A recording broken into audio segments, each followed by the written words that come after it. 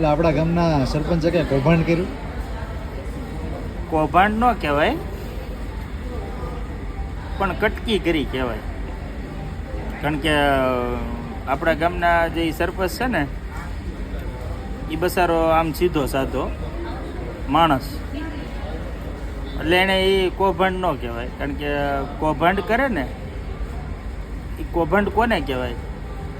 આ મોટા મોટા જે નેતાઓ કરે ને, એને કૌભાંડ કહેવાય. હવે આ જે સરપંચે કર્યું ને, એને કટકી કહેવાય. કારણ કે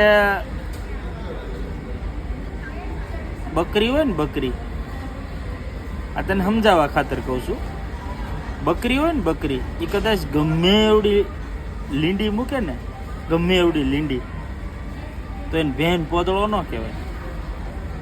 કહેવાય? એને પોદળો ન કહેવાય. એને એ બકરી ગમે એવડી કરે ને, તો એ લીંડી જ કહેવાય. એમાં આપણે આ જે સરપંચે જે કાંઈ કર્યું છે ને, એને કટકી કરી કહેવાય, કૌભાંડ ન કહેવાય. કૌભાંડ કોને કહેવાય? નેતાઓ મોટા મોટા આખા રોડ ખાઈ જાય, પુલ ખાઈ જાય.